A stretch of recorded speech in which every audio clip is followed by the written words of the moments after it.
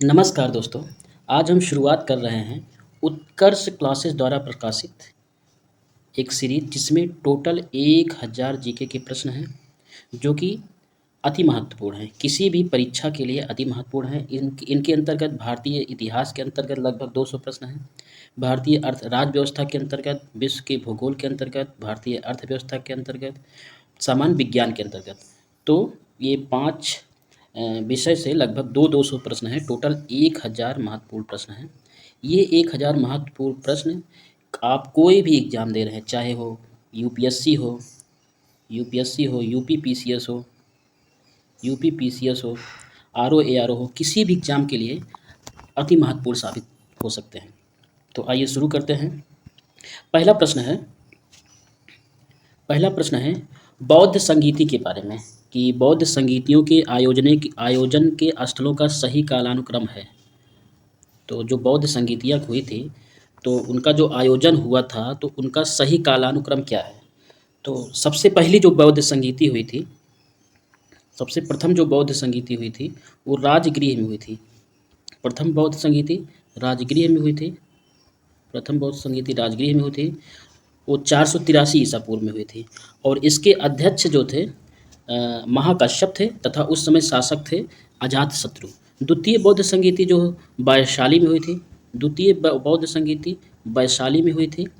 इसके अध्यक्ष जो थे साबक मीर थे तथा शासक कालाशोक थे। तृतीय बौद्ध संगीति पाटलिपुत्र में हुई थी। तृतीय बौद्ध संगीति पाटलिपुत्र में हुई थी और इसके अध्यक्ष मुगलिपुत्र तिस्स थे। तृतीय बौद्ध संगीति के अध्यक्ष थे मुगलिपुत्र तिस्स और इसमें शासक थे अशोक। चतुर्थ बौद्ध संगीति जो हुई थी वो कश्मीर के कुंडल वन में हुई थी और इसके अध्यक्ष थे वशमित्र एवं अश्वघोष। ठीक है। और इसमें शासक थे कनिष्क। तो देखते हैं कि प्रथम बौद्ध संगीति राजगृह में हुई थी, दूसरी वैशाली, तीसरी पाटलिपुत्र, चौथी कुंडल वन में हुई थी। ठीक है। अगला प्रश्न है निम्नलिखित में से अशोक के द्विभाषी अभिलेख कौन थे? तो इसमें पहला अभिलेख है गुर्जरा व मास्की, शाहबाजगढ़ी एवं मनसेहरा। तीसरा है तक्षशिला एवं लखमान। चौथा है शर ए कुना जो कि कांधार में है। तो इसमें जो द्विभाषी अभिलेख है वो है शर ए कुना।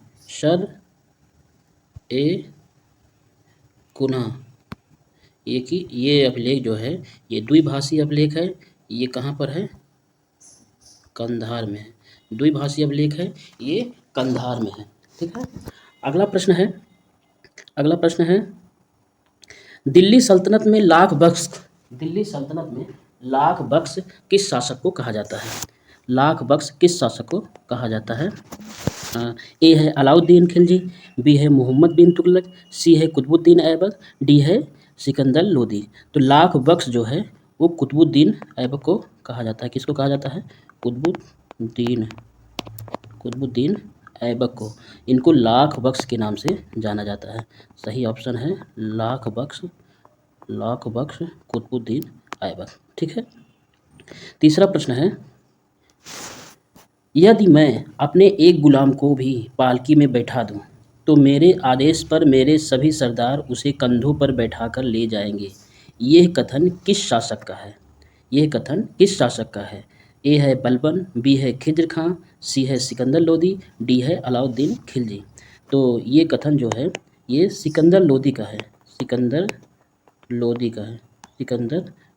क्या कथन दिया था इन्होंने कि यदि मैं अपने एक गुलाम को भी पालकी में बैठा दूं तो मेरे आदेश पर मेरे सभी सरदार उसे कंधों पर बैठा कर ले जाएंगे। ये कथन सिकंदर लोदी के हैं। ठीक है। अगला प्रश्न है गांधी जी के आंदोलनों को नीचे दिए गए वर्षों के साथ सुमेलित कीजिए। तो इसमें सुमेलित करना है कि चंपारण सत्याग्रह था, वो कब हुआ था? चंपारण हुआ था 1917 में। ठीक है। खेड़ा आंदोलन कब हुआ था? खेड़ा आंदोलन हुआ था 1918 में। ठीक है। सविनय अवज्ञा सविनय अवज्ञा कब हुआ था? सविनय अवज्ञा कब हुआ था? सविनय अवज्ञा आंदोलन कब हुआ था? 1930 में। तथा चौथा है भारत छोड़ो आंदोलन। भारत छोड़ो भारत छोड़ो आंदोलन कब हुआ था? भारत छोड़ो आंदोलन कब हुआ था?